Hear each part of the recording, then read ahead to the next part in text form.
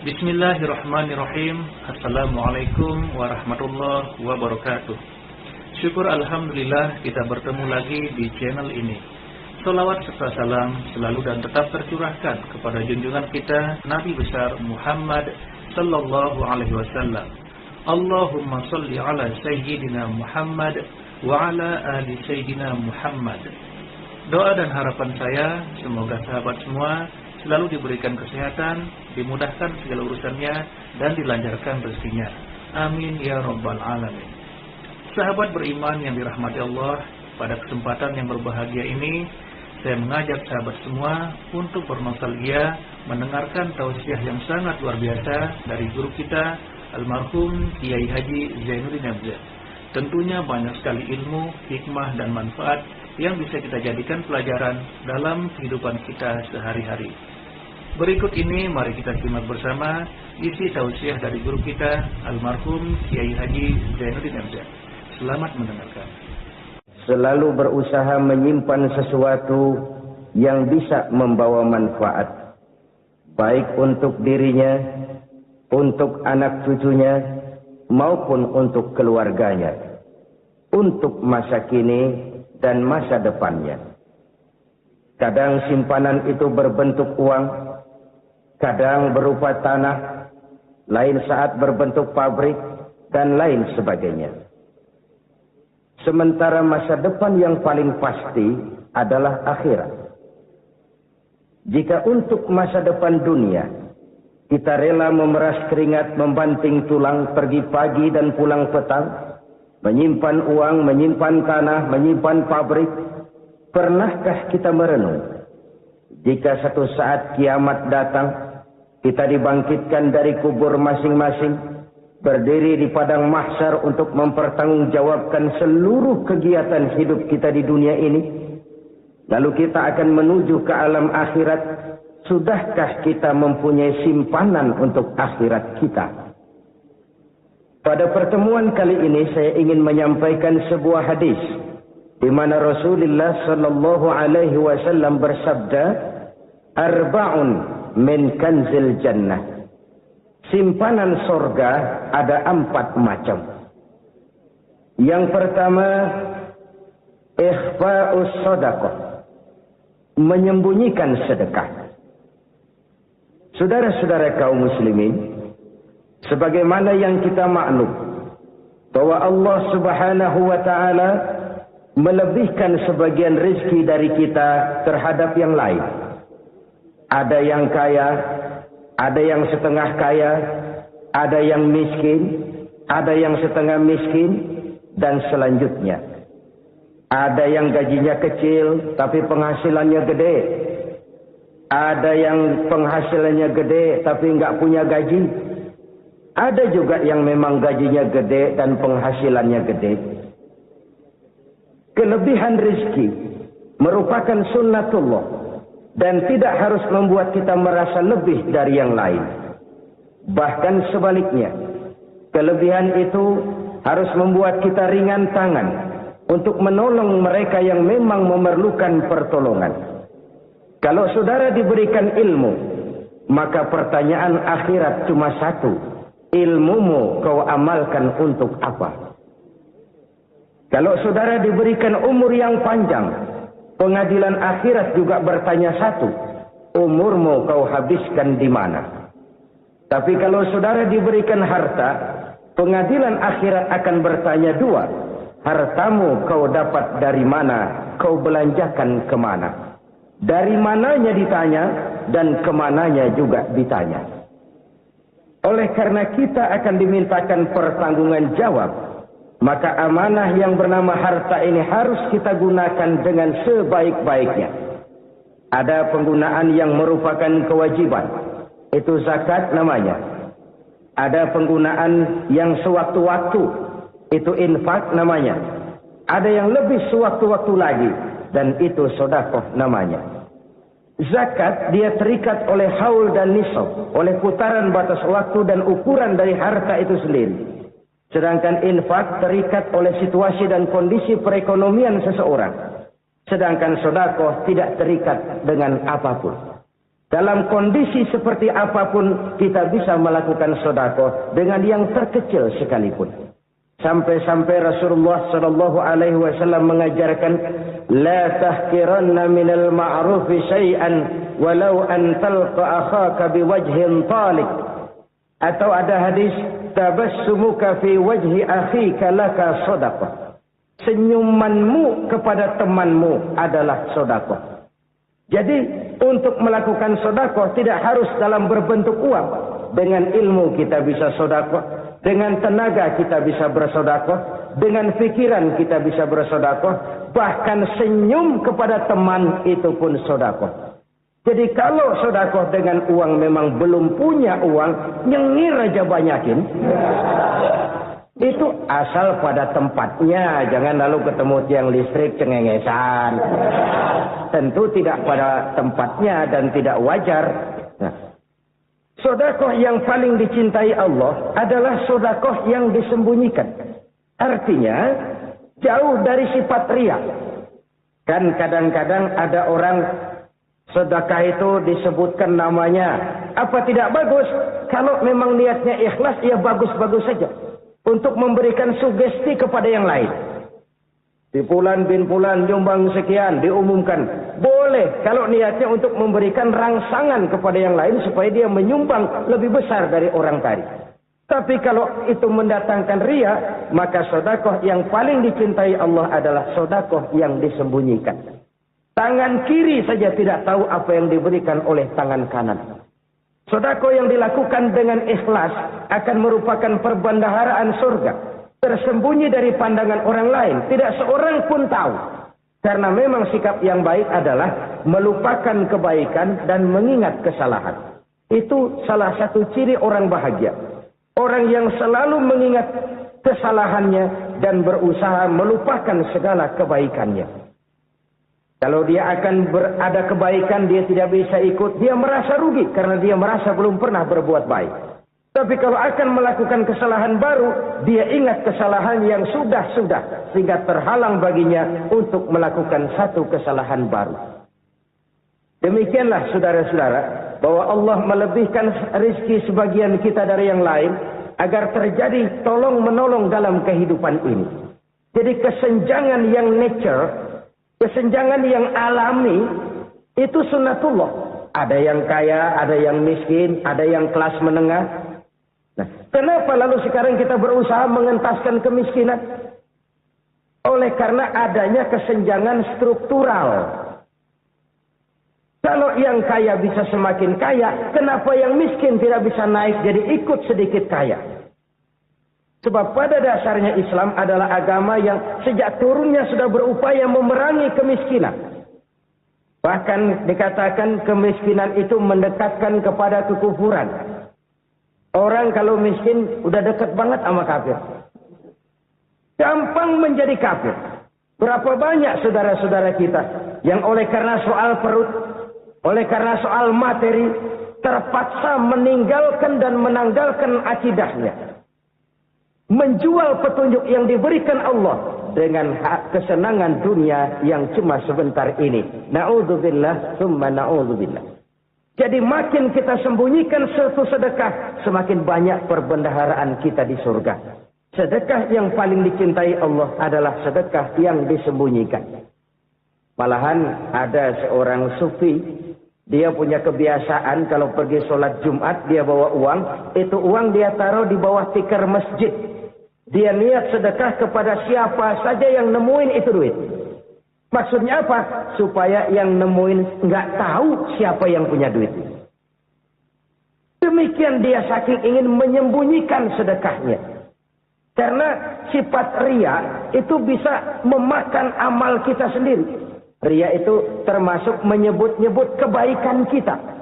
Orang yang suka nepuk dada. Sedikit-sedikit ngitungnya kalau nggak gua. Tuh kalau nggak gua tuh. Tuh yang belas itu kalau nggak gua, kalau nggak gua. Iya kalau nggak lu kenapa emang? Orang yang suka menepuk jasad. Tuh biasanya memang begitu saudara-saudara. Kalau perang lagi berkecamuk, orang nggak sempat ngaku jadi pahlawan. Tapi begitu perang selesai, yang kagak kenal bedil ngaku pahlawan. Mas. Itu sesuatu yang biasa. Oleh karenanya, orang-orang yang ikhlas dalam bersedekah, disembunyikannya sedekah itu, Allah cinta betul. Malahan ada hadis memberikan jaminan, inna sadaqatal mar'il muslimi tazidu fil umri wa tadfa'u mitata su'i. Sesungguhnya sedekahnya seorang mukmin tazidu fil umri, bisa menambah umur panjang. Wa tadfa'u mitata su'i, dan menyelamatkan manusia dari mati secara su'ul khatimah. Jadi siapa yang kepengen panjang umur, banyaklah sedekah. Yang bosan hidup, pelit terus. Sedekah menambah panjang umur dan menyelamatkan manusia dari mati secara su'ul khatimah. Pak, katanya umur itu nggak bisa ditambah, nggak bisa dikurangin. Kapan? Kalau ajal sudah datang. Fa idza jaa ajaluhum la yastakhiruna sa'atan wa la yastaqdimun. Kalau ajal datang tidak bisa dimajukan, tidak bisa dimundurkan. Itu kalau ajal sudah datang. Tidak bisa lagi umur ditambah dikurangi, sudah datang. Tapi kalau belum datang, itu kan haknya Allah. Mau ditambah, mau dikurangi, hak prerogatif Allah. Sebagai pencipta manusia, Allah maha kuasa dan maha mampu. Sedekah ini menambah panjang umur dan menyelamatkan manusia dari mati secara su'ul khatimah. Itu orang mati kan sama ya, kondisinya mati, nggak nafas. Tapi hakikat mati kan lain-lain. Ada yang mati itu husnul khatimah, baik akhirnya. Misalnya lagi ngaji, mati. Lagi sholat, mati. Lagi sedekah, mati. Ini yang dinamakan dengan husnul khatimah, baik di akhirnya. Sebaliknya ada yang su'ul khatimah, jelek di akhirnya. Ini yang jadi catatan akhir. Lagi nyekek botol, mampus. Lagi banting kartu, modar. Su'ul khatimah, jelek pada akhirnya. Sedekah menyelamatkan manusia dari mati secara su'ul khatimah. Dan kita semua kepengen mendapat husnul khatimah, jauh dari su'ul khatimah. Oleh sebab itu yang bisa menyelamatkan kita dari penyakit itu antara lain adalah sedekah yang disembunyikan. Yang dikerjakan dengan ikhlas karena Allah. Tidak karena kepengen dipuji orang. Tidak karena ingin dikatakan orang pemurah. Sebab orang dermawan itu orang yang memberi tanpa harus diminta. Kalau masih harus diminta, ya belum dermawan namanya. Masih harus diminta. Kalau nggak diminta, ya tulus. Lolos, polos. Saudara-saudara kaum muslimin, rahimakumullah. Harta adalah amanat dan akan kita pertanggungjawabkan. Allah melebihkan rizki sebagian kita dari yang lain agar kita saling tolong-menolong. Bantu-membantu. Nabi janjikan, siapa yang meringankan beban saudaranya muslim di dunia, Allah akan meringankan bebannya di akhirat nanti. Sebuah jaminan dari baginda Nabi. Si orang yang kita bantu barangkali tidak bisa membalas, Allah yang akan membalas lewat jalan lain yang tidak pernah kita sangka-sangka. Ada orang tanya, Pak, ini ada orang nyumbang masjid sambil marah-marah, bagaimana? Saya bilang sumbangannya aja ambil, marahnya jangan. Marahnya jangan diambil, itu urusan dia. Saudara-saudara kaum muslimin, rahimakumullah. Umat Islam ini kan umat yang punya potensi besar. Kadang kita merenung, kenapa kadang-kadang pembangunan masjid kok lambat sekali? Kalau hotel hari ini peletakan pertama, bulan depan peresmian.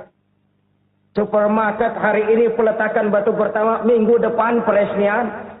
Tapi kalau sudah yang namanya masjid, kadang-kadang peletakan batu pertama sekaligus jadi batu terakhir.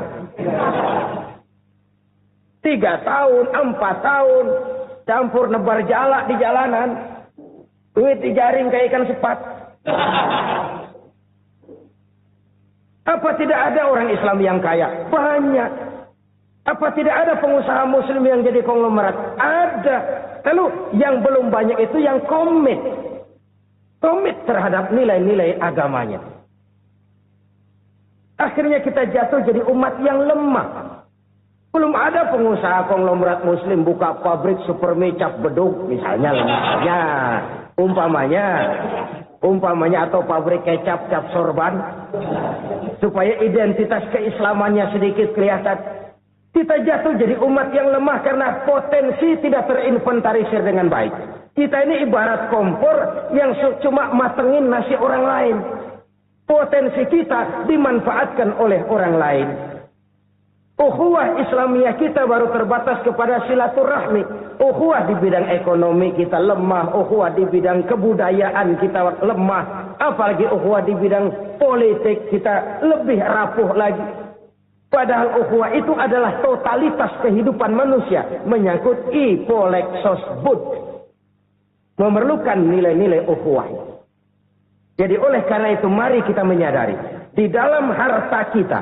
Walaupun kita yang cari. Pergi pagi, pulang sore, peras keringat, banting tulang. Di sana ada harta anak yatim. Di sana ada hak masjid. Di sana ada hak pesantren. Di sana ada hak jihad. Berbahagialah seseorang. Apabila dia oleh Allah dijadikan keran. Keran itu menyimpan air. Tapi tidak untuk dirinya. Tapi disalurkannya kepada mereka yang memang memerlukannya. Saudara-saudara kaum muslimin rahimakumullah, ini yang pertama. Jadi perbendaharaan surga adalah menyembunyikan sedekah. Orang lain nggak tahu, kita pun nggak pernah ngitung-ngitung. Kita anggap lewat begitu saja. Padahal itu deposit akhirat. Satu. Yang kedua, perbendaharaan surga itu apa? Wa kitmanul musibah. Menyembunyikan kesulitan. Kadang orang takut menghadapi kesulitan. Tapi makin kita merenung, hidup ini kan sebenarnya urusan. Takut sama urusan, ya jangan hidup. Tandanya orang hidup itu kalau punya urusan. Urusan melupakan problem. Problem sering menimbulkan kesulitan. Kesulitan bukan untuk ditakuti, tapi untuk diatasi dan dicarikan jalan keluarnya. Siapa sih orangnya yang nggak pernah sulit? Makin tinggi status sosialnya, makin gede urusannya. Makin tinggi kualitas imannya, makin berat tingkat kesulitannya. Cuma memang yang namanya enak itu seperti pelangi. Biang lala itu nggak pernah di atas kepala kita. Di atas kepala orang melulu. Lu sih enak lu. Kata kita, dia juga bilang, yang enak kan lu. Pelangi itu nggak pernah di atas kepala kita.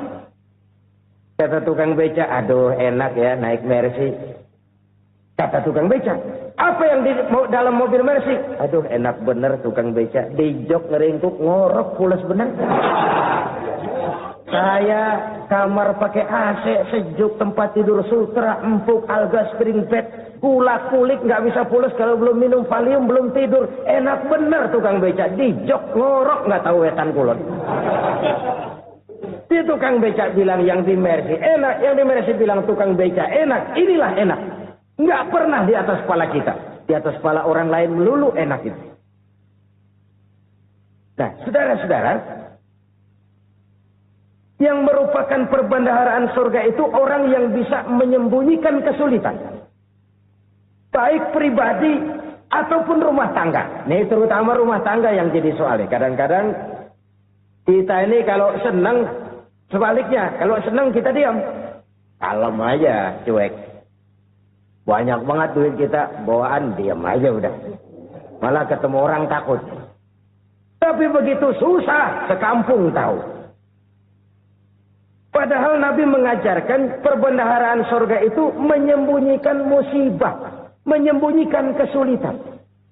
Kalau enak, cerita sama orang-orang. Kalau nggak enak, rasain sendiri, tekan sendiri, atasin sendiri. Kita kan sebaliknya. Senang kita diam. Asal lagi susah, paling tidak kita nyari teman buat cerita kesusahan. Siapa orangnya yang nggak pernah susah? Cuma soalnya bagaimana kita mengatasi kesusahan itu sendiri. Begitu juga misalnya kalau orang sudah berumah tangga, itu orang tuanya harus menjadi tempat dia cerita yang enak-enak saja. Yang nggak enak rasain berdua, selesaikan berdua, atasin berdua. Jangan dibalik. Asal senang diam, giliran susah saja. Maknya laporan. Terbalik. Bisa menjaga security informasi. Maka nama bayam keluar diem. Malah seluitan. Enak amat lo makan daging ayam. Security informasi. Saudara-saudara kaum muslimin rahimakumullah.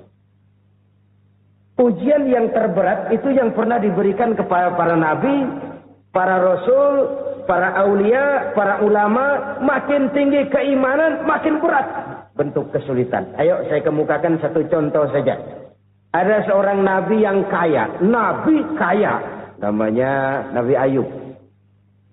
Iblis kalau orang begini kan keki.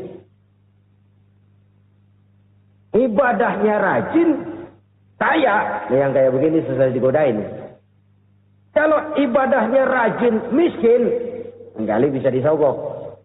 Ini imannya mantap, ibadahnya rajin, kaya, nabi lagi. Oh, tapi namanya iblis nggak kurang akal. Laporan, Tuhan, kenapa iblis? Ya ini bahasa saya, bahasa Qurannya sih nggak gitu. Itu hambamu yang namanya Ayub, dia rajin ibadah cuma karena dikasih kaya aja. Coba kasih miskin dia, berhenti dia sembahyang. Ah, kamu bisa aja. Saya tahu Ayub itu hambaku yang ikhlas. Saya buktiin Tuhan, silakan. Dibuktiinlah, iblis turun ke alam ini. Yang mula-mula dia lakukan, dia rusak sawah ladang Nabi Ayub. Dia binasakan binatang ternak Nabi Ayub. Sehingga dalam waktu singkat, jatuhlah Nabi Ayub dari orang paling kaya jadi orang paling miskin. Beliau masih ibadah di mihrab dalam masjid. Datang iblis. Saudara Ayub, ya. Lagi ngapain? Ibadah. Nyembah Allah, nyembah Allah. Oh, percuma. Kenapa? Tuhan yang ente sembah nih, dia udah bikin miskin ente. Sawah ladang ente hancur lebur, binatang ternak binasa. Sekarang ente jadi orang paling miskin. Ngapain nyembah Tuhan kayak begitu? Tekor. Udah berhenti dah ibadah, berhenti ibadah. Ini iblis sama Tuhan laporannya lain, yang dikerjakan kepada Nabi Ayub juga lain. Benar begitu iblis kata Nabi Ayub? Iya, sawah ladang saya habis, buras. Binatang ternak saya binasa, binasa. Saya miskin, bangpak. Apa jawab Nabi Ayub? Bukan innalillahi, ya ini hebat. Alhamdulillahillazi a'tani wa akhadha minni. Segala puji bagi Allah yang telah memberikan harta kepada saya dan sekarang mengambilnya lagi. Alhamdulillah. Allah yang ngasih, Allah yang ambil. Itu mah urusan Allah. Iblis cuman ibadah jalan terus. Sujud lagi Nabi Ayub. Iblis seleher gondok banget. Dasar Nabi nggak mempan dia apa-apain. Miskin malah alhamdulillah. Allah yang ngasih, Allah yang ngambil. Jadi kalau kita tidak komit, kita tidak terikat kepada kaya, miskin, senang, susah, apa yang bisa bikin kita susah? Jadikan kekayaan, kemiskinan, jadikan senang, susah sebagai anak buah yang bisa kita atur. Jangan kekayaan ngatur kita, jangan kemiskinan ngatur kita. Kita yang harus mengatur mereka. Senang, susah, kaya, miskin, bahagia, sengsara, jadikan itu anak buah yang bisa kita atur. Kalau sekarang kita kaya, lain saat boleh jadi kita miskin, semiskin-miskinnya. Allah yang ngasih, Allah yang ngambil. Tenaga mana yang bisa menghalangi? Ibadah jalan terus. Iblis makin gondok. Dasar Nabi loh. Akhirnya apa? Nabi Ayub dikerjain, diberikan penyakit. Demikian fatal penyakitnya. Bayangin, udah miskin, sakit. Masya Allah. Miskin, sakit. Sakitnya nggak lama, kira-kira 16 tahun. Istrinya 3, 2 mental minta ceraiin. Ngerawatin laki bengek begini. Senang belum tentu, susah udah pasti nih. Cerai aja, cerai lah. Cerai. Tinggal satu Siti Rahmah yang setia menemani beliau. Sesetia-setianya hati perempuan Satu saat Siti Rahma bilang, "Bang, ya, abang kan Nabi, Bang. Lalu, namanya Nabi kan doanya jarang meleset, Bang. Maksud kamu minta kenapa sih sama Tuhan biar abang sembuh baik dah, Bang?" Siti Rahma, "Iya. Saya sakit berapa tahun sih dah? 16 tahun, Bang. Sebelum ini saya sehat berapa tahun? Ya kira-kira 60 tahun, Bang. Nah, coba ente banding-bandingin, Rahma. Saya dikasih sehat 60 tahun. Dikasih sakit 16 tahun. Sudah nggak sabar.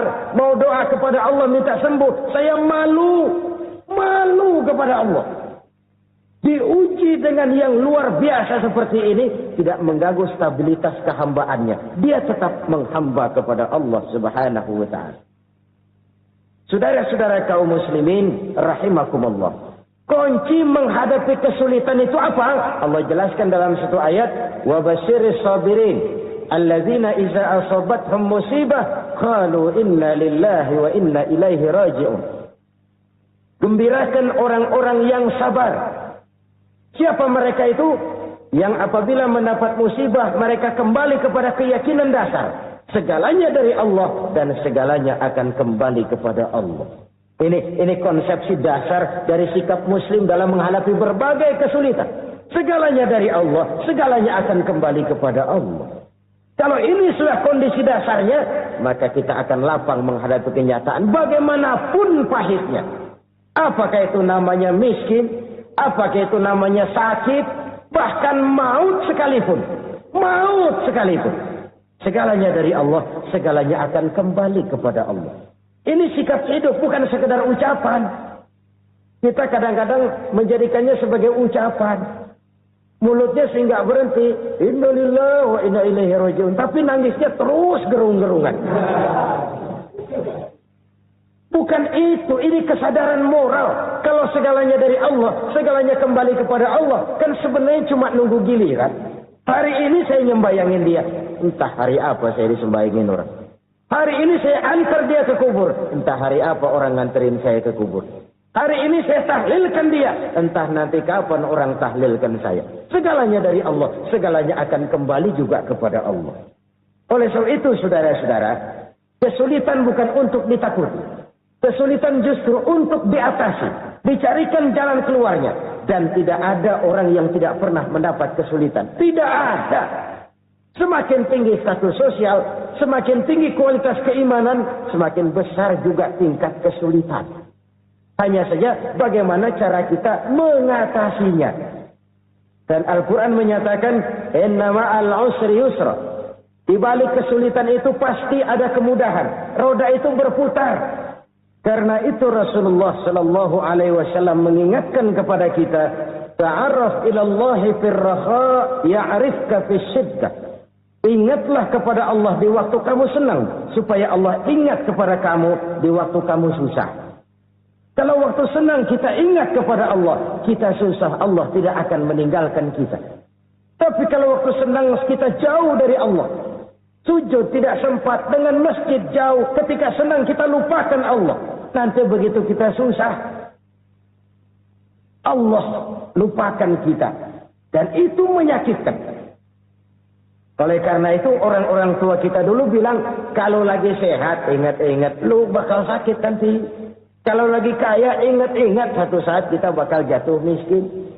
Bahkan kalau lagi muda, ingat-ingat kita bakal tua. Dan yang terpenting, kalau lagi hidup, ingat-ingat kita bakal mati.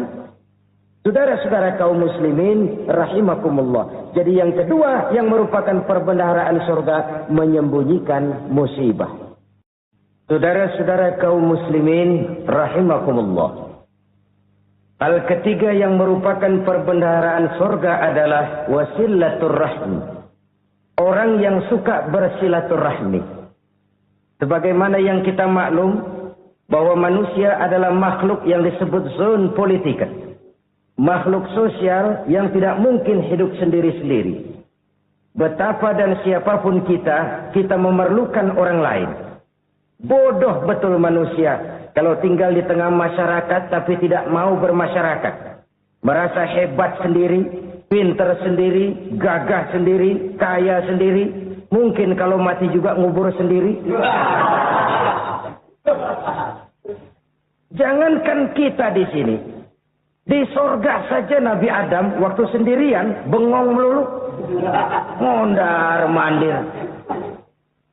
Allah tegur dam sepi dam. Jadi ini kalau bahasa saya. Iya Tuhan sepi ini nggak ada coret-corekan pisan ini. Diciptakan Siti Hawa baru anteng Nabi Adam. Itu di sorga. Cobalah. Umpamanya saudara tinggal di Jakarta nih. Kayak bener. Apaan aja di Jakarta punya saudara dah. Jembatan Semanggi ambil. Monas, Buntel bawa pulang. Hotel-hotel ambil semua. Cuman tinggal di Jakarta sendirian. Apa enaknya? Betapa dan siapapun kita perlu orang lain. Tidak ada seorang pun yang bisa memenuhi kebutuhan hidupnya secara sendiri-sendiri. Nah, Islam telah menyelamatkan manusia dari ras diskriminasi. Mengikat manusia dengan persaudaraan yang berlandaskan kepada akidah. Karena itu dianjurkan bersilaturahmi. Bahkan Nabi menyatakan, Man arada ayyubsata lahu fi rizkihi, wa yunsa'a fi atharihi, falyasil rahimah. Siapa yang kepengen diluaskan rezekinya dan dipanjangkan usianya, banyaklah ia bersilaturahmi. Siapa yang kepengen dimudahkan rezekinya, hendaknya ia banyak bersilaturahmi. Kalau banyak teman, kesulitan kan paling tidak ada tempat cerita. Udah susah, sendirian kita pikirin diri, nggak ada tempat tukar pikiran. Cepet banget sama bengek. Dilawan sendiri. Nah, secara makro kita bisa berkata, tidak mungkin ada kemenangan kalau tidak ada kekuatan. Tidak ada kekuatan kalau tidak ada kesatuan dan persatuan. Tidak mungkin ada kesatuan dan persatuan tanpa semangat silaturahmi. Kalau umat Islam mau menang, dia harus kuat. Kalau umat Islam mau kuat, dia harus bersatu. Kalau umat Islam mau bersatu, dia harus membudayakan silaturahmi ini. Bahkan sampai-sampai kata Nabi, kalau bisa cari nilai tambah. Apa? Silman qata'at. Bersilaturahmilah kau kepada orang yang marah denganmu. Masya Allah, indahnya ajaran agama kita. Orang yang marah pun kepada kita, kata Nabi, kalau bisa bersilaturahmilah kepadanya. Kepada orang yang marah itu. Di situ nilai tambah. Cuman jujur nih hadis ngucapinnya gampang, ngamalinnya yang berat banget. Orang marah sama kita disuruh silaturahmi, ada apa malu? Lu marah ada gua marahan lagi, tunggu pikirin. Saudara-saudara kaum muslimin rahimakumullah. Tapi ini yang diajarkan, bahkan ini yang dicontohkan oleh baginda Rasul. Bagaimana begitu mudah, misalnya satu saat Abu Jahal ini ngatur strategi bagaimana bikin Muhammad celaka. Dia gali lubang di depan tempat tidurnya. Dia tutupin daun korma. Terus dia panggil seseorang, ke sini. Kasih tahu Muhammad, pamannya sakit keras, minta ditengokin. Berangkat orang ini ke sana. Muhammad, labbaik. Pamanmu sakit keras, dia minta ditengokin. Baik, saya akan datang menjenguk beliau. Berangkatlah Nabi ke rumah Abu Jahal tanpa prasangka apapun. Abu Jahal udah pasang setil. Selimut 3 rangkap setengah dipakai. Persis kayak orang meriang. Tapi sembari ngintip dari balik selimut. Begitu Muhammad buka pintu, nah masuk perangkap nih. Muhammad jalan menuju tempat pembaringan. Makin lama makin dekat, makin lama makin dekat. Makin dekat ke lubang yang dipasang oleh Abu Jahal itu. Dalam hati Abu Jahal, terus dah jatuh, mampus dah lo ini. Mampus lo hari ini. Apa yang terjadi? Malaikat Jibril datang. Muhammad, pamanmu cuma pura-pura sakit. Di depan tempat tidurnya ada lubang perangkap supaya kamu jatuh ke situ. Sudah, kamu pulang. Balik kanan Nabi. Sudah hampir jatuh ke lubang, balik kanan, pulang. Bayangin kecewanya Abu Jahal. Muhammad dikit lagi. Enggak paman, saya pulang aja.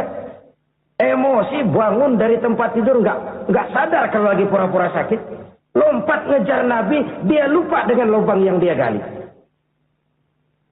Usrak, nyemplung sendiri ke dalam lubang.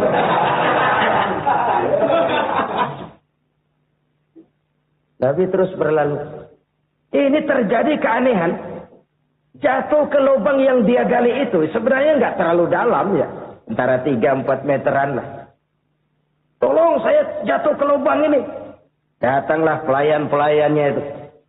Angkat saya dari sini. Oh, yang ngulurin tambang. Satu gulung, belum juga nyampe itu tambang. Kurang, beli lagi ke warung. Sambung, ulur lagi. Nggak juga bisa sampai. Wah, ini kerjaan Muhammad ini. Tolong, siapa salah seorang kamu ke rumah Muhammad? Kasih tahu, encangnya kecebur. Minta ditolongin. Sampaikan kepada Rasul. Kenapa? Pamanmu jatuh ke lubang, Muhammad minta tolong diangkatin. Tambang udah nyambung-nyambung, nggak nyampe juga. Ya, nanti saya datang, saya tolong. Coba. Nyata-nyata orang berniat jahat mau mencelakakan dia. Datang dia menolong. Ini yang disebut air tuba dibalas air susu ya ini. Bukan sebaliknya. Air tuba dibalas air susu. Paman, kecebur ya? Iya Muhammad, tolong ini. Pegang tangan saya. Nabi ulurkan tangannya. Nyampe. Dipegang oleh Abu Jahal. Diangkat ke atas. Sampai atas. Apa kata Abu Jahal? Sihirmu memang hebat Muhammad. Udah ditolongin dikata sihir. Yang enak kita kemplang kan itu orang ini. Urusan apa? Tapi inilah akhlak. Kalau bisa kamu bersilaturahmilah dengan orang yang marah kepadamu sekalipun. Orang marah kita tetap baik. Kalau kita berbuat baik sama orang yang memang baik, rasanya sih biasa-biasa aja. Orang baik kita baik lagi. Ya draw aja, belum ada nilai tambah di situ. Baru ada nilai tambah kalau kita bisa berbuat baik kepada orang yang nyakitin kita. Itu namanya kita setingkat di atas dia. Dia sakitin kita, kita berbuat baik sama dia. Dia pelit sama kita baik sama dia. Dia marahin kita deketin dia. Di situ kita punya nilai tambah. Jadi siapa yang ingin diluaskan rezekinya kata Nabi dan dipanjangkan umurnya, hendaklah ia banyak-banyak bersilaturahmi. Sederhana sebenarnya silaturahmi. Tapi silaturahmi membangkitkan semangat kesatuan dan persatuan. Kesatuan dan persatuan melahirkan kekuatan. Dalam matematika, 1 ditambah 1 pasti 2. Tapi di tengah masyarakat, 1 orang takut ditambah 1 orang takut, hasilnya jadi 2 orang setengah berani. Kenapa setengah berani? Karena udah berdua. Tadi pan takut sendirian. Kalau dia kumpul turu-turu takutlah jadi berani. Kita yang lemah, kita yang tidak berdaya, kita yang miskin, kalau mau kompak bersatu, apa yang nggak bisa kita kerjain? Apalagi tinggal di kota besar, pilihan cuma 2, bertahan atau minggir. Bertahan atau minggir. Untuk bisa bertahan, harus mampu bersaing. Untuk mampu bersaing, harus punya keahlian. Keahlian harus ditunjang dengan pendidikan. Ditambah oleh kekompakan sebagai umat. Udah miskin mencar mulu, orang injak kita. Orang nggak pandang urusan apa malu. Oleh karena itu silaturahmi pada hakikatnya merupakan roh dari ukhuwah yang diajarkan oleh agama kita. Bagaimana Islam menyelamatkan masyarakat manusia dari ras diskriminasi, mengikat manusia, dan tidak ada persaudaraan yang lebih indah selain persaudaraan yang diikat dengan nilai-nilai akidah. Sepanjang orang di jalan Allah, itulah saudara kita. Keluar dia dari jalan Allah, selesailah persaudaraan sampai di situ. Karena itu, kalau ingin menyimpan sesuatu di surga, banyaklah bersilaturahmi. Datang ke rumah ini, datang ke rumah itu, dan lain sebagainya. Itu simpanan kita di akhirat nanti. Ini yang ketiga. Saudara-saudara, yang keempat, perbendaharaan surga itu apa? Wa qawlu la hawla wa la quwwata illa billah. Ucapan la haula wa la quwwata illa billah. Ibadah kan ada yang berat, modalnya besar. Bangun masjid berat, modalnya besar. Bangun rumah sakit berat, modalnya besar. Ada ibadah yang berat tapi modalnya ringan. Misalnya puasa. Puasa itu berat, mengendalikan nafsu. Kalau sekedar nggak makan nggak minum sih enteng, mengendalikan nafsu itu jihad terbesar. Tapi kan modalnya ringan, cuma niat saja. Ini ibadah berat, modalnya ringan. Ada ibadah yang ringan, modalnya juga enteng. Seperti termasuk ucapan la haula wala quwata illa billah. Tanpa sadar, la haula wala quwata illa billah. Nyelengin tuh di surga. Nyelengin, kita nggak terasa. Nyelengin simpenan akhirat. La haula wala quwata illa billah. Nyimpan lagi. Kaget. La haula wala quwata illa billah. Nyimpan lagi. Banyak simpenan. Walaupun sebenarnya yang dimaksud sini adalah kesadaran batin. Bahwa tidak ada daya dan kekuatan kecuali Allah. Itu intinya. Kita memulai pekerjaan disunahkan baca bismillah. Kan begitu. Apa itu? Kesadaran moral. Bahwa ini saya bisa kerjakan. Saya kerjakan ini dengan menyebut nama Allah. Kenapa? Kalau Allah tidak memberikan daya dan kekuatan, mana mampu saya kerjakan ini. Maka saya kerjakan ini dengan menyebut nama Allah. Bismillah. Kesadaran moral. Manusia hanya wajib berusaha, tapi nggak pernah wajib berhasil. Banyak hal-hal yang kalau kita renungkan secara rasio, nggak mungkin. Tapi jadi kenyataan. La haula wa la quwata illa billah. Tidak ada daya dan kekuatan kecuali bagi Allah semata-mata. Kesadaran moral akan kelemahan dan keterbatasan makhluk bernama manusia. Kadang kita kagum dengan otak, tapi kita sering lupa sama yang bikin otak. Padahal bagaimanapun hebatnya otak, yang bikin otak pasti lebih hebat dari otak. Nggak percaya, silahkan otak-otakan. Inilah kecenderungan. Kita kagum dengan pesawat-pesawat mutakhir. Bukan main besi gede banget terbang itu. Alangkah hebatnya. Lalu apa yang bikin otak tidak lebih hebat dari itu semua? Kita puji laut. Apa yang bikin laut tidak lebih hebat dari laut itu? La haula wa la quwata illa billah. Tidak ada daya dan kekuatan kecuali Allah. Apa yang bisa kita lakukan? Kalau tidak karena daya dan kemampuan yang diberikan oleh Allah kepada kita. Lahirlah sikap tawadu, rendah hati. Tidak melonjak menjadi angkuh dan sombong. Sadar akan kelemahan dan keterbatasan diri. Sebagai makhluk yang diciptakan oleh Allah subhanahu wa ta'ala. Jadi satu sisi ini ucapan yang berpahala. La haula. Jadi wiridan.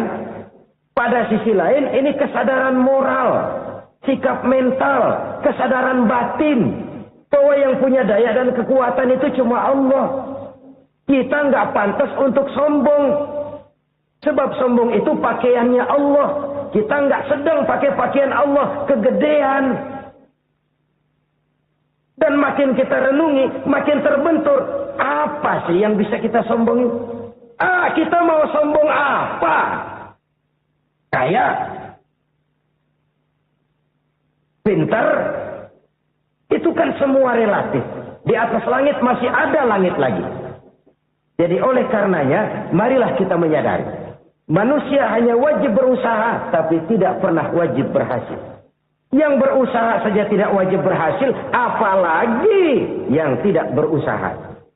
Islam bukan agama orang pemalas yang selesai sholat lalu enggelohom, enggelenggem ayem-ayem. Tapi Islam bukan agama orang sombong yang setelah berusaha lalu tidak memerlukan Allah. Kita bisa saja bikin proyeksi tahun sekian kita bakal panen besar menurut perhitungan otak. Tapi ada kejadian lain. Apa? Tikus ngambek. Habis itu dimakanin tikus, panen gagal. Proyeksi rasional gagal oleh tikus-tikus yang ngambek itu. Bisa saja terjadi. Tahun depan kita panen besar. Urung. Kenapa? Musim panas panjang.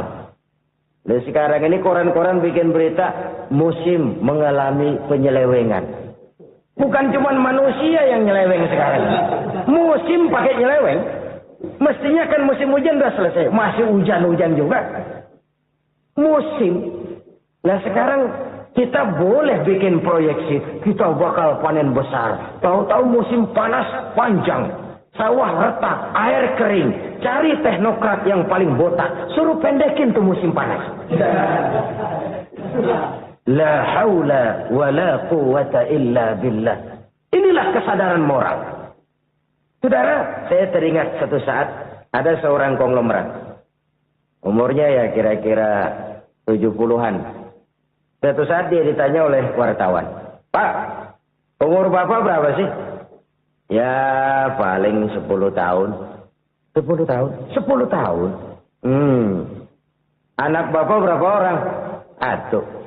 Satu saja? Satu. Harta Bapak berapa? Ya paling-paling bangsa 7 juta kali. 7 juta? Iya. Pak, kenapa Bapak bohongi saya? Bapak punya buku biografi. Koran-koran, majalah-majalah banyak memuat cerita riwayat hidup Bapak. Saya tahu umur Bapak 70. Kenapa bilang cuma 7 tahun? Saya tahu anak Bapak 8. Kenapa cuma bilang 1? Saya tahu harta Bapak miliaran, mungkin triliunan. Pabrik di mana-mana, bank di mana-mana. Kenapa bilang uang Bapak cuma 7 juta? Nah, kata si konglomerat tadi, kamu benar nak, kamu benar. Umur saya kalau jumlahnya memang 70 nak. Cuman ingat-ingat saya, baru 7 tahun terakhir ini saya sujud. Baru 7 tahun terakhir ini saya berusaha dekat dengan Allah. Saya laksanakan perintahnya, saya jauhi larangannya. 7 tahun inilah rasanya yang ada nilainya di hadapan Allah. Yang 63 tahun matong, kelabu, kelem umur gue. Habis untuk maksiat, untuk munkarat. Maka ketika ditanya tadi, umur saya 7 tahun itu. Oh begitu Pak. Oh iya. Lalu anak Pak. Anak Bapak kan 8. Kenapa bilang cuma 1? Nah, kalau jumlah hitungannya memang anak saya 8. Tapi dari 8 orang ini rasanya cuma 1 nih. Yang bakal jadi buah hati, belahan jantung. Pelanjut cerita, penerus sejarah. Bakal jadi anak soleh yang akan mendoakan saya. Cuma 1 rasanya anak saya ini yang bakal jadi buah hati saya. Besar-besaran saya. Yang akan mendoakan di kubur saya. Yang akan mendoakan di akhirat saya. Yang 7 orang mana? Masya Allah, yang atu tenggeng. Yang atu nyekek botol mulu. Yang atu nggak karu-karuan. Makanya saya bilang 1 anak saya yang akan bisa mendoakan saya. Oh, begitu Pak. Iya. Nah, harta Pak. Harta Bapak kan triliunan. Pabrik Bapak di mana-mana. Uang Bapak hampir di tiap bank-bank besar. Kenapa bilang cuma 7 juta? Betul kau nak. Harta saya kalau jumlahnya memang miliaran, triliunan mungkin. Tapi yang saya ingat baru 7 juta tuh yang saya belanjakan di jalan Allah. Saya nyumbang masjid. Saya santuni yatim piatu. Saya bantu pembangunan pesantren. Saya bantu pembangunan rumah sakit Islam. Itu yang akan saya bawa pulang ke akhirat, yang 7 juta itu. Yang triliunan itu nanti akan diperebutkan oleh anak-anak saya sebagai waris saya. Jadi harta saya 7 juta itu yang bakal nemenin saya di akhirat. Yang akan saya bawa pulang jadi teman saya. Saudara-saudara kaum muslimin. Jangan-jangan orang tua itu adalah kita-kita ini. Jangan-jangan kita-kita ini adalah orang tua itu. Jangan-jangan itu potret dari diri kita masing-masing.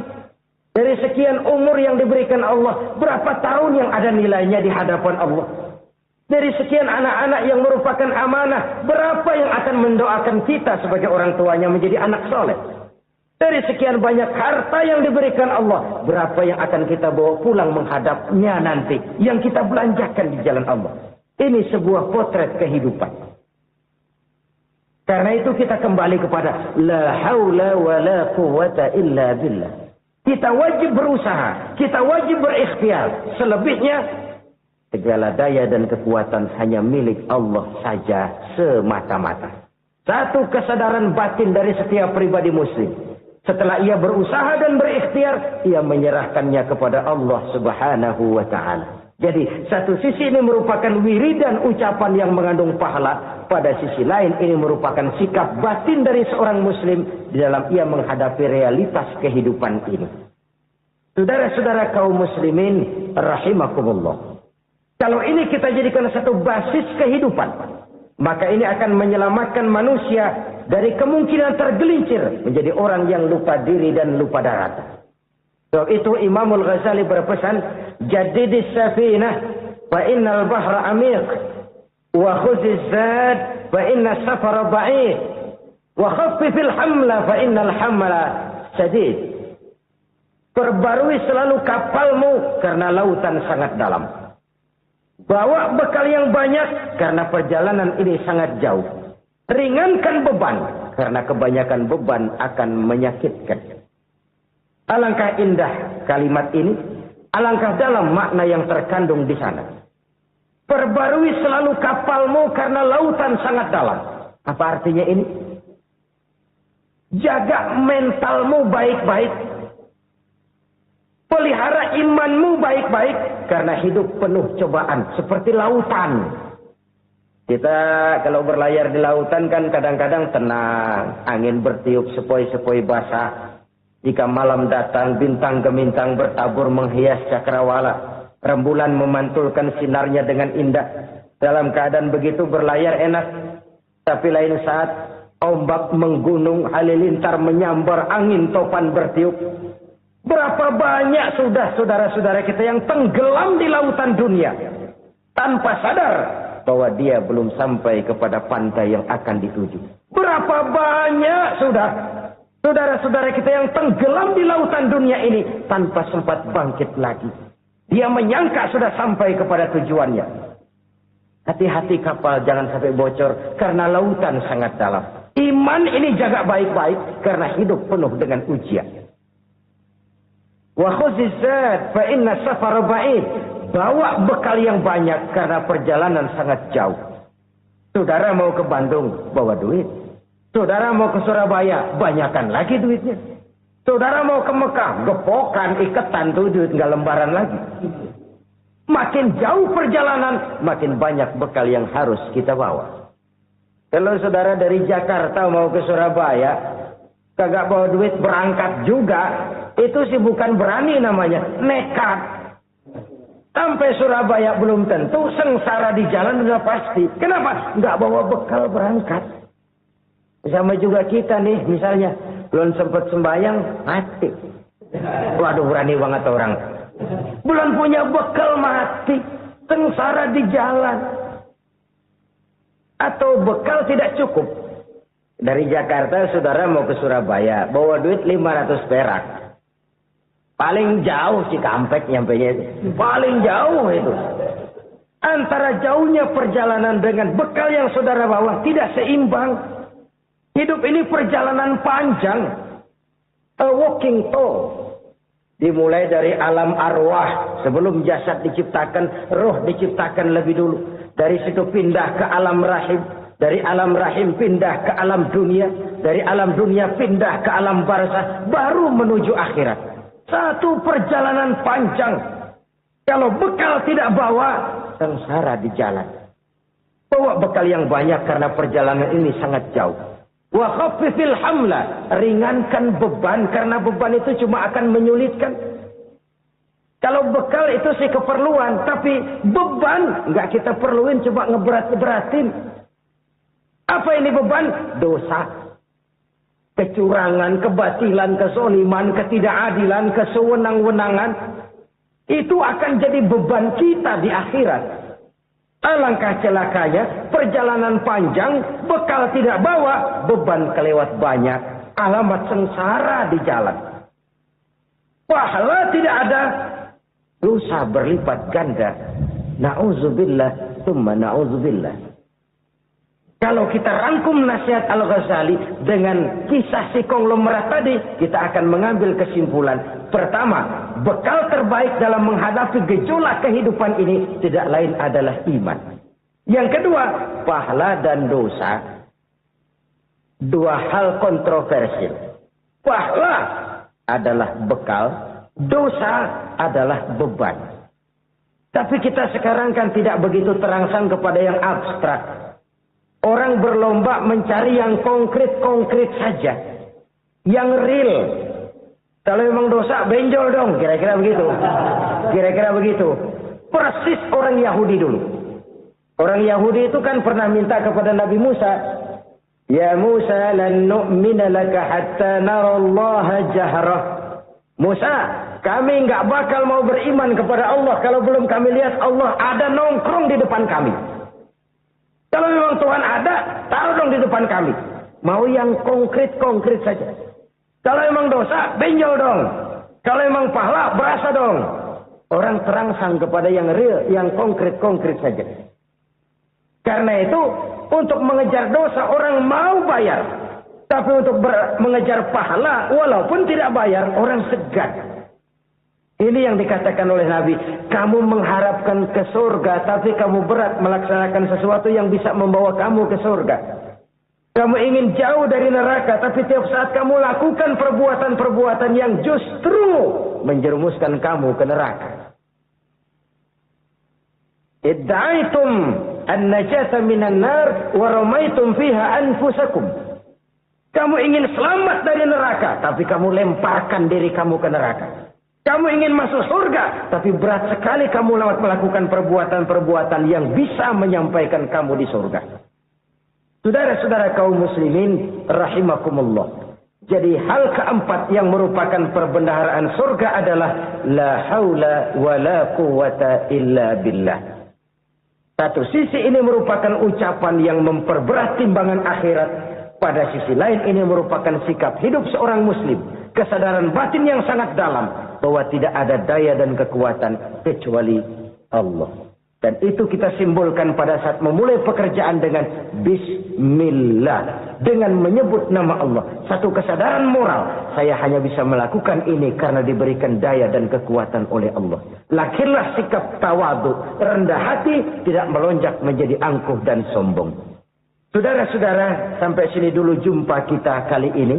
Semoga 4 perbendaharaan surga ini dapat kita lakukan. Yang kelak akan merupakan bekal kita di kemudian hari nanti. Amin. Ya Rabbal Alamin. Bapak-bapak, ibu-ibu, saudara-saudara kaum muslimin, rahimakumullah. Di dalam kehidupan kita sebagai seorang muslim, minimal 5 kali dalam sehari semalam kita mendengar seruan untuk mendirikan solat yang disebut azan. Ada kalimat menarik di dalam kalimat azan itu, yakni seruan hayya 'alal falah, marilah menuju kepada keberuntungan. Marilah meraih kemenangan. Seruan ini adalah kecenderungan dari setiap manusia, apapun warna kulitnya. Artinya, setiap orang dalam hidup selalu ingin meraih dan mencari kemenangan. Kemenangan akan melahirkan kepuasan batin, dan kepuasan batin memberikan kebahagiaan. Sedangkan kekalahan melahirkan penderitaan batin, dan penderitaan batin menjerumuskan seseorang di dalam berbagai bentuk kerugian. Jikalau inilah seruan azan, maka masalahnya ialah apa yang menyebabkan kita meraih kemenangan. Al-Quranul Karim memberikan tuntunan dan ajaran kepada kita bahwa orang-orang yang memperoleh kemenangan itu tidak lain adalah orang-orang yang bertakwa. Hanyalah mereka yang bertakwa kepada Allah Subhanahu wa taala pada akhirnya akan tampil sebagai pemenang. Lalu siapa orang yang bertakwa itu? Dijelaskan dalam awal-awal Al-Baqarah, orang yang bertakwa yang akan meraih kemenangan. Pertama, allazina yu'minuna bil ghaib, yaitu orang-orang yang beriman kepada yang gaib. Percaya bahwa ada alam yang gaib, alam yang abstrak, alam yang tidak bisa dijangkau oleh salah satu daripada panca indera kita. Mereka percaya dan beriman kepada adanya malaikat, beriman kepada adanya iblis dan jin, beriman kepada adanya alam kubur, beriman kepada adanya alam mahsyar, beriman kepada adanya alam akhirat, beriman kepada adanya sorga dan neraka. Beriman bukan cuma sekedar beriman dalam ucapan bibir saja, tetapi beriman yang nilai iman itu mampu mewarnai gerak dan gaya hidupnya. Iman yang meresap sampai ke tulang sumsum, kemudian memberikan dampak positif di dalam kehidupan manusia. Alam, kita tahu, adalah sesuatu yang selain Allah. Dan Allah bukanlah alam. Apapun namanya selain daripada Allah, itu adalah alam. Alam pada hakikatnya terbagi menjadi dua. Ada alam syahadah, alam nyata, alam konkret, alam yang bisa dijangkau oleh salah satu indera kita. Kemudian ada alam ghaib, alam yang tidak bisa dijangkau oleh panca indera kita. Alam metafisika, alam abstrak, alam yang wajib kita imani keberadaannya. Kita percaya bahwa malaikat itu ada. Kita percaya kepada jin, bahwa jin itu ada. Kita percaya kepada adanya iblis dan setan. Bukan percaya kepada iblis dan setannya, percaya bahwa iblis dan setan itu ada. Itu termasuk salah satu daripada sifat orang yang bertakwa kepada Allah. Saudara-saudara kaum muslimin rahimakumullah, kecenderungan pembangunan yang lebih bersifat materialistis biasanya menggeser aspek kehidupan rohani. Orang berpikir empirik, dan dalam pola pikir yang demikian, maka alam gaib tidak lagi mendapat perhatian. Aspek kehidupan yang bersifat rohaniah malah mulai ditinggalkan. Akibatnya terjadilah kepincangan di dalam kehidupan kita. Pernah ada satu pengalaman pribadi. Dalam perjalanan kembali ke tanah air, dalam pesawat di sebelah kanan saya duduklah seorang Jerman namanya Heiner Simonsen. Iseng saya ajak kenalan, saya ajak ngobrol, saya tanya dia. Saya bilang, Mas Heiner ini, kalau pesawat yang kita tumpangi ini jatuh ke bawah, kira-kira apa yang bakal terjadi, Mas? Dia bilang, kita semua akan mati. Begitu? Iya. Oke. Apa itu mati? Tanya saya.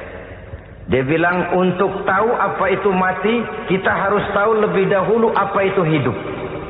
Saya pikir nih bule bisa ngomong juga. Baiklah kata saya. Apa hidup menurut Anda itu? Oh, hidup itu dia bilang, kalau seluruh anggota badan kita bekerja secara normal. Paru-paru memompa darah secara normal, jantung berdetak secara normal, sel-sel tubuh bekerja secara fit, dan organisme tubuh hanya mau bekerja secara normal, dia bilang. Kalau kita memberi makan yang cukup, menu yang teratur, dan gizi yang lengkap. Saya bilang, kesimpulannya apa, Nar? Dia jawab, hidup adalah dari tangan ke mulut. Life is from the hand to the mouth, kata dia. Hidup adalah dari tangan ke mulut. Jadi masalah hidup tidak lebih daripada masalah isi perut. Orang pergi pagi, pulang sore, peras keringat, banting tulang, perut yang dibelai. Saya bilang, you are wrong. Sampean salah, Ner. Kamu orang Islam bukan? Bukan. Pantas. Kenapa saya salah? Dia bilang, ya jelas salah. Salahnya di mana? Kamu ini manusia. Kalau hidup cuma dari tangan ke mulut, saya bilang, kambing di kampung saya juga begitu pikirannya, Ner. Itu kambing di kampung saya, asal perutnya kenyang, sudah hidup dia.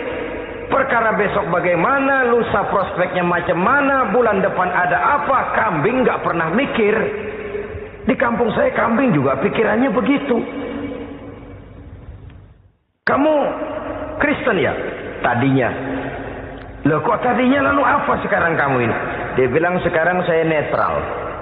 Saya tidak beragama tapi saya percaya kepada Tuhan sebagai pencipta alam. Saya ingat benar dia bilang I haven't any religious but I believe to God as the creator of the world. Kenapa bisa netral begitu Ner?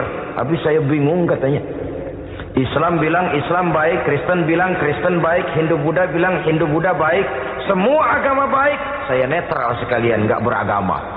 Yang penting saya percaya kepada Tuhan. Saya bilang Ner, kamu ini kayak orang mau beli celana. Lalu bingung. Yang satu bilang Levi's bagus, yang satu bilang Blue Jean hebat, yang satu bilang Wool England hebat. Celana ini hebat, celana itu bagus, celana ini hebat. Semua celana bagus, kamu bingung. Akhirnya netral, tidak pakai celana. Itu juga salah. Saya pikir-pikir, kemudian saya melihat bahwa dua pola berpikir Henner ini nampaknya sudah mulai menggejala di lingkungan masyarakat bangsa kita. Disadari atau tidak, secara jujur kita harus berkata, dua pola pemikiran Henner ini mulai berkembang di tengah masyarakat bangsa kita. Pertama, pola pikir materialisme. Hidup adalah dari tangan ke mulut. Masalah hidup tidak lebih masalah isi perut. Itu yang perlu dibela, dan disitulah arti kehidupan. Pergi pagi, pulang sore, peras keringat, banting tulang untuk mempertahankan perut. Kalau sudah kemari cara orang berpikir, maka buat apa percaya kepada yang gaib?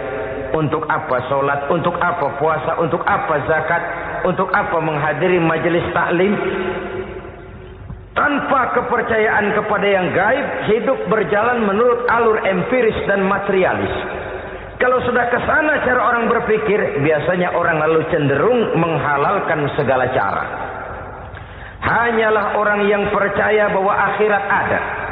Hanyalah orang yang percaya bahwa alam kubur itu ada. Hanyalah orang yang percaya bahwa malaikat itu ada, hidupnya akan lebih terarah dan terkendali. Karena kepercayaan kepada yang gaib, yang merupakan fase daripada kehidupan setelah hidup yang sekarang ini, mewarnai gerak pribadi seseorang di dalam dia melakukan kegiatan hidupnya. Pola berpikir materialisme, disadari atau tidak, mulai menggejala di lingkungan masyarakat bangsa kita.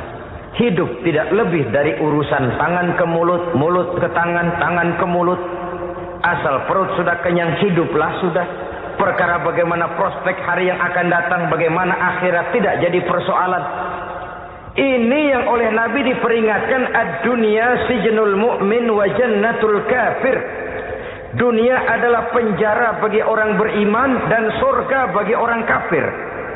Dulu di zaman Belanda hadis ini pernah disalah tafsirkan, disalah artikan, digunakan sebagai senjata untuk mengkebiri dan membuat impoten umat Islam. Sudahlah umat Islam gak usah macam-macam, kata Belanda. Dunia ini kan penjara buat orang Islam, surga buat orang kafir. Di penjara jangan bertingkah.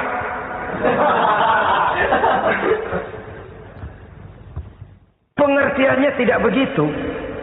Dunia adalah penjara bagi orang mukmin. Artinya dalam kehidupan dunia seorang mukmin tidak bebas memperturutkan hawa nafsunya.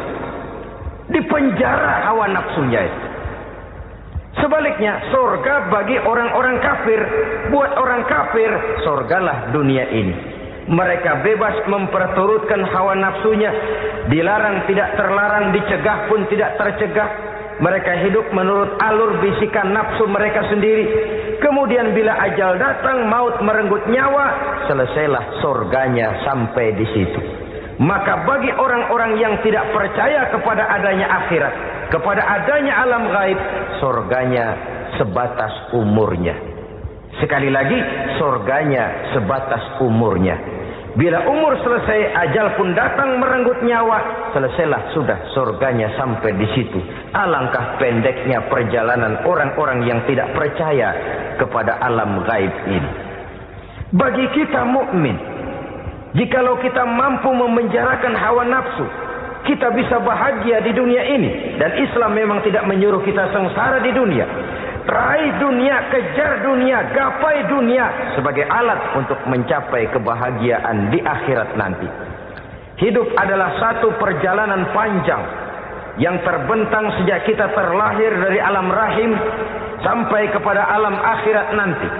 Andai kata kita gagal meraih kebahagiaan di dunia, toh kita masih punya akhirat. Tapi jangan jadi dalil yang melemahkan semangat. Biarin dah kita di dunia kebelangsat, yang penting akhirat. Akhirnya dunia benar-benar kebelangsat. Bagaimana dunia ini bisa kita raih? Dan bagaimana meraih dunia untuk menunjang kepentingan akhirat nanti? Yang kedua, dari pikiran Heiner yang saya lihat menggejala di lingkungan masyarakat bangsa kita, timbulnya manusia-manusia netral. Seolah-olah Tuhan yes, agama no. Sama Tuhan percaya, agama ogah. Tuhan ngangguk, giliran agama godeng. Padahal hampir dalam setiap ayat dalam Quran, kata-kata amanu biasanya bergandeng dengan wa amilus sholihat. Iman dan amal soleh. Ini sebagai isyarat Tuhan dan agama jangan pernah dipisah-pisah. Apabila kita bertuhan, maka kita harus beragama. Apabila kita beragama, maka agama itu harus bersumberkan dari Tuhan yang kita imani itu. Tidak mungkin kita pisah Tuhan yes, agama no. Sama Tuhan percaya tapi agama bikin sendiri. Sembayangnya cukup bengong 2 jam madep mulon.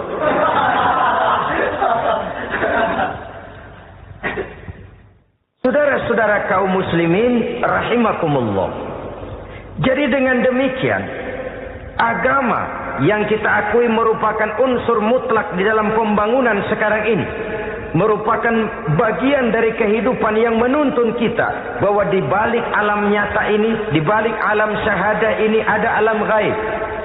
Dan mudabbir, murabbi, yang mengatur, yang menguasai, yang memelihara baik dia alam nyata, baik dia alam gaib, tidak lain adalah Allah Subhanahu wa taala.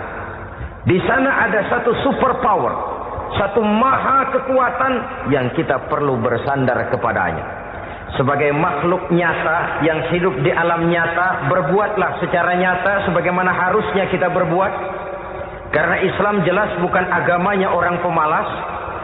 Islam jelas bukan agamanya orang yang mengajarkan setelah selesai sholat boleh duduk, nggelenggem ayam-ayam ndelohom, menghitung bintang di langit sambil menunggu keajaiban. Tidak. Islam adalah agama yang mengajarkan apabila sholat sudah selesai kamu kerjakan, bertebaranlah di permukaan bumi, cari karunia Tuhanmu. Jangan hidup berpangku tangan menunggu keajaiban. Karena hidup bukan undian. Jangan berharap untung besar tanpa mau peras keringat. Tapi di sebalik itu toh kita juga harus yakin bahwa di sisi usaha nyata yang kita lakukan ada satu super power, satu maha kekuatan gaib yang menentukan berhasil dan tidaknya usaha kita.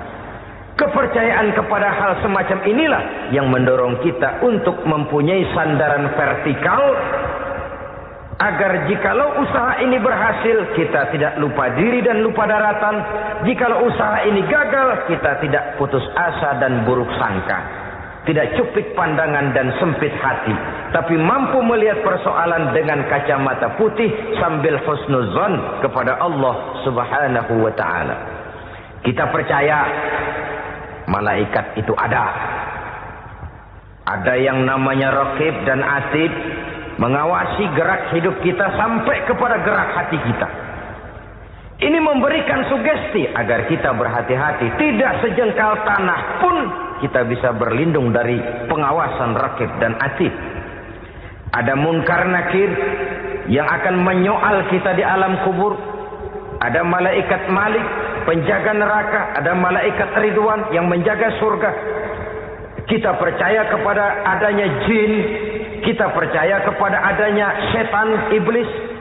Percaya kepada adanya, bukan mempercayai si setan, si iblis lalu menjadikannya sebagai teman. Tidak. Percaya bahwa mereka itu ada dan merupakan makhluk Allah yang gaib yang diciptakan Allah Azza wa Jalla.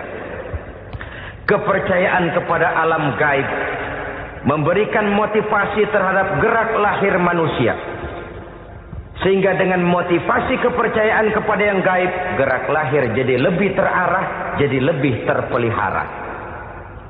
Pernah seseorang bertanya, "Pak, apakah adanya akhirat bisa dibuktikan secara ilmiah?" Saya bilang tidak bisa, tidak bisa. Kenapa? Karena yang berangkat nggak pernah pulang kembali lagi. Kalau dia pulang kemari bisa kita tanya bagaimana enak di sono. Cuma secara moral saya katakan, lebih beruntung orang yang percaya kepada akhirat daripada yang tidak. Sekarang saudara percaya akhirat ada. Lalu saudara baik-baik di dunia. Sholat, puasa, zakat, menolong orang lain, menebarkan kebajikan. Saudara mati. Andai kata akhirat tidak ada, toh dalam hidup saudara sudah berbuat baik. Paling tidak nama saudara akan dikenang sebagai orang baik. Sebaliknya, saudara percaya kata saya bahwa akhirat tidak ada. Lalu hidup semau-maunya, tenggelam dalam maksiat dan munkarat, menentang Allah, tidak mau ruku dan sujud. Lalu saudara mati, kemudian akhirat ada. Ayo, mau apa? Bekal tidak punya. Jadi secara moral lebih beruntung orang yang percaya kepada adanya akhirat daripada yang tidak percaya. Dan itu alam gaib yang tidak bisa dibuktikan secara eksakt. Jangankan untuk membuktikan seperti itu, dalam kehidupan sehari-hari saja yang kita rasakan tidak selalu berbentuk toh. Angin, bagaimana sih bentuknya angin? Kita tidak tahu. Merah. Artinya kalau dikerok merah. Yang merah itu kulit. Yang kulit kita bukan anginnya. Sakit. Rasa sakit itu ada. Tapi bagaimana bentuk sakit? Kita nggak pernah tahu. Kalau kita makan cabai pedas, bagaimana bentuk pedas? Itu tidak ada. Tapi rasa ada. Bentuk pedas hijau. Cabainya bukan pedasnya. Tidak semua yang kita rasakan bisa kita gambarkan dalam bentuk yang konkret. Oleh karena itu, sekali lagi bahwa kepercayaan kepada alam yang gaib mampu memberikan satu sugesti yang menata kehidupan seseorang lebih lurus, lebih terarah, dan lebih terkendali.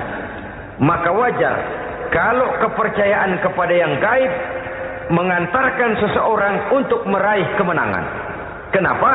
Dia percaya kepada yang gaib, bahwa akhirat ada, bahwa alam kubur ada, bahwa pertanggungan jawab itu ada. Maka dia lalu tidak hidup saenae udele dewe gitu loh. Tidak hidup menurut seleranya sendiri, terarah, teratur. Ini cirinya yang pertama. Orang bertakwa yang akan meraih kemenangan, mereka beriman, mereka percaya kepada yang gaib. Bahkan hal-hal konkret saja selalu berangkat dari yang gaib. Saudara-saudara, para remaja, para pemuda sekarang ini tidak pernah tahu toh siapa yang akan jadi teman hidup saudara. Kita bisa saja ngerancang, mentargetkan. Tapi toh akhirnya yang namanya jodoh bukan kekuasaan kita. Rezeki di luar kemampuan kita. Begitu juga ajal. Maut, jodoh, ajal adalah contoh-contoh konkret bahwa pada akhirnya yang gaiblah yang menentukan. Bertahun-tahun ngelancong, emang jodoh seret, nggak jadi.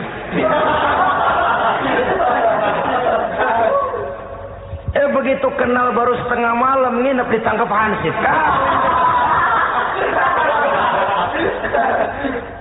Hal-hal semacam itu kadang-kadang kita berpikir suuzon, gilet, perempuannya cakep banget, lakinya rebek amat. Memang begitulah jodohnya. Memang begitulah jodohnya. Saudara hadirin ma'asyiral muslimin yang saya hormati, jadi hal-hal yang konkret saja kita yakini sepenuhnya ditentukan oleh satu superpower yang gaib itu tadi. Dari sanalah segala ketentuan itu berangkat dan kesanalah segalanya akan kembali. Maka kepercayaan kepada yang gaib meluruskan gerak hidup seseorang, dan itu akan mengantarkan dia kepada meraih kemenangan. Satu. Yang kedua, wa yuqimuna shalah. Orang bertakwa yang akan meraih kemenangan itu adalah orang-orang yang mendirikan sholat. Kenapa sholat mengantarkan orang untuk meraih kemenangan? Yang jelas, inna sholata tanha anil fahsya'i wal munkar. Sholat mampu mencegah manusia dari perbuatan keji dan munkar. Banyak filsafat hidup yang terkandung di dalam sholat ini. Sejak kita wudu, sampai kita menghadap ke arah kiblat, sampai kita melakukan gerak-gerak sholat, bacaan-bacaan yang ada di dalam sholat, lalu sampai kepada mengucapkan salam. Banyak filsafat hidup yang terkandung di dalam sholat. Umpamanya saja, setelah takbiratul ihram, mulai kita dengan sholat dalam posisi berdiri. Diajarkan dalam kitab-kitab fikih agar kita melihat ke arah tempat sujud. Ini kan filsafat kehidupan. Kalau kamu sholat dalam posisi berdiri, lihat tempat sujud. Jangan sholat mata jelalatan, sebab nanti bisa mengurangi kekhusyuan. Jadi wajar kalau ia dikatakan bahwa yang paling afdol adalah shaf yang di depan. Kenapa? Secara harfiah pengertiannya akan lebih mengundang kekhusyuan. Kenapa? Kalau kita di shaf paling depan, di masjid umpamanya paling banter kita lihat tembok. Tapi kalau kita shaf di tengah atau di belakang, orang-orang di depan kita pun akan kelihatan. Yang bajunya loreng, yang bajunya genggang, yang bajunya macam-macam. Kita lihat, kadang-kadang kita pikirin, ada yang bajunya bolong. Kita sholat tapi dalam hati, ini orang bajunya robek yang nggak tahu apa. Ada saja hal-hal yang mengusik kekhusyuan kita. Oleh sebab itu diajarkan dalam posisi berdiri, lihat, arahkan pandangan matamu kepada tempat sujud. Ini kan filsafat kehidupan. Maksudnya apa? Kalau lagi diri, lihat dong tempat sujud. Kalau udah di atas, ingat dong sama yang bawah. Kalau sudah tinggi, ingat dong dari mana kamu berangkat. Kalau sudah berpuasa, bantu dong yang lemah. Kalau sudah kaya, santuni dong yang miskin. Kalau sudah alim, bimbing dong yang awam. Ini filsafat kehidupan. Dalam posisi berdiri, kau lihat tempat sujud. Ini akan melahirkan kepekaan sosial, di mana seseorang mau tahu kepada orang lainnya. Bagaimanapun kaya kita, tinggi pangkat dan jabatan kita, jikalau hidup hanya untuk kepentingan perut sendiri saja, rasanya belum membawa manfaat di dalam kehidupan kita. Tapi efek yang tertinggi sesungguhnya, sholat mencegah manusia dari perbuatan keji dan munkar. Perbuatan keji dan munkar, walaupun kelihatannya mendatangkan uang, membawa keuntungan, tapi itu keuntungan semu, keuntungan sementara. Dengan menipu orang lain kita bisa dapat untung, tapi tidak membawa berkah. Dan itu adalah kerugian besar dalam kehidupan kita. Maka untuk meraih kemenangan, harus dimulai dengan membentuk kepribadian yang tegar, memiliki sandaran vertikal yang langsung kepada Allah Subhanahu wa ta'ala. Dan itu hanya bisa kita tempuh melalui jalur ibadah formal yang sudah ditentukan Allah, yakni sholat yang 5 waktu. Untuk memperkuat itu, ada sholat sunnah, rawatib, nawafil, sebagai terminal kontrol cadangan untuk memelihara stabilitas temperatur batin di dalam kita berhubungan dengan zat yang maha gaib, yaitu Allah Subhanahu wa ta'ala. Subhanallah, sangat luar biasa yang sudah disampaikan oleh guru kita almarhum Kiai Haji Zainuddin MZ. Sahabat beriman yang dirahmati Allah, tetaplah di channel ini karena kajian ini belum selesai dan masih banyak lagi hal-hal menarik yang akan disampaikan oleh guru kita almarhum Kiai Haji Zainuddin MZ. Maka dari itu mari kita lanjutkan kembali. Selamat mendengarkan. Orang sering bertanya, Pak, itu tetangga saya nggak sholat, duitnya nggak habis-habis, Pak. Nggak sholat tapi mobilnya tambah terus. Nggak sholat tapi usahanya makin maju. Tapi di sisi lain ada orang yang rajin sholat, rezekinya butak bener. Anaknya mana kurus, mana korengan. Saudara hadirin, ma'asyiral muslimin rahimakumullah. Harus saya katakan bahwa sholat memang bukan untuk cari duit. Sholat adalah sandaran vertikal kita kepada Allah. Sedangkan soal rezeki itu berkaitan dengan sifat Allah Maha Pengasih dan Maha Penyayang. Allah Maha Pengasih, siapapun dikasih kalau mau usaha. Allah Maha Penyayang, tidak semua orang disayang oleh Allah Azza wa Jalla.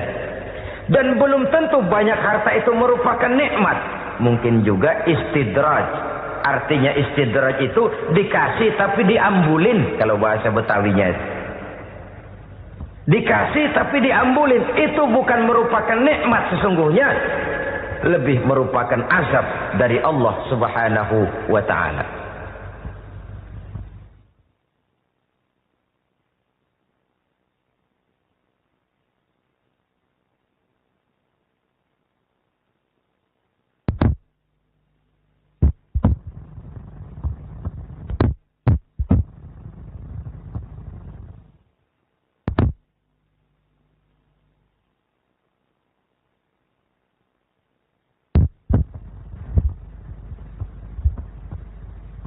Agama mempunyai sistem sholat, dan kita umat Islam telah dituntun oleh Allah Subhanahu wa ta'ala yang wajibnya 5 kali dalam sehari semalam mendirikan sholat, dan itu tentu berada dalam jangkauan kemampuan manusia. Pada awalnya barangkali kita memang merasa sholat itu satu kewajiban, tapi semakin kita hayati makna, manfaat, dan filsafat yang terkandung di dalam ajaran sholat, semakin sampai kita kepada keyakinan bahwa sholat adalah keperluan kita. Sehingga pada waktu tertentu dinilai puncaknya, kita tidak lagi akan berkata, saya wajib sholat.